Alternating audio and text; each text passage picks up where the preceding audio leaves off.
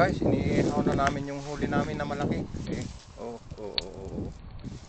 hindi kuha ng camera ko eh.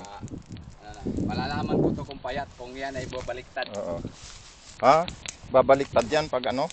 Oh, yung bitak yung gilid dito. Pag bumitak yung gilid niyan, tas kukulobot, wala, payat yan. Payat? Ganun ba?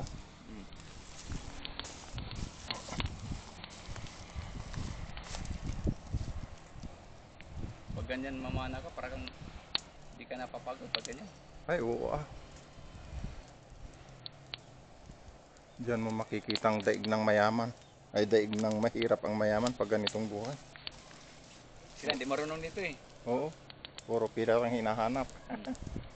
Ayan o, umalon-alon na yan, ano ba yan? Hangin. Baka hangin.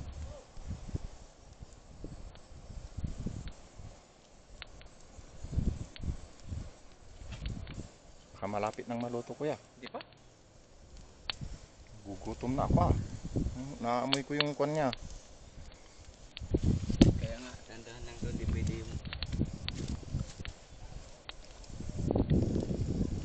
bigla.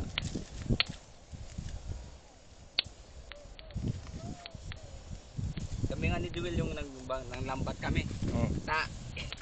Nagpaluto lang ako ng kanin, tapos kuha ng soft drinks. Doon na kami nagkain-kain na. Ay ko. Ang sobra. O yun. Bahala na kayo.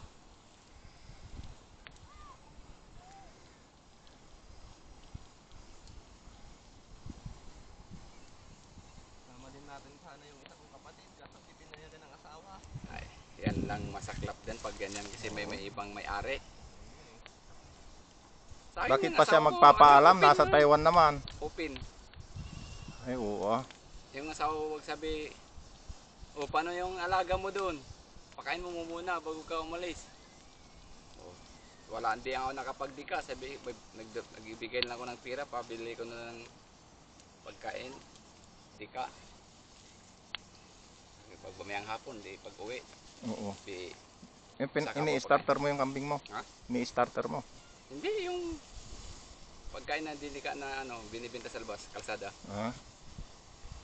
Pwede naman yun pag nasanay na sila. Uminom ng kwan. Ay yung pag pinapainom mo may kwan, buy 300 ay buy 100. Yun ang nilalagay ko. Sa akin, pag pinapakain ko sila ng ano, babang.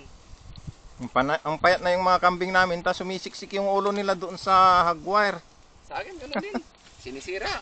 Oo, sinisiksik yung ulo, di maghapon nang hindi makakalabas. Ayun, pag may sungay.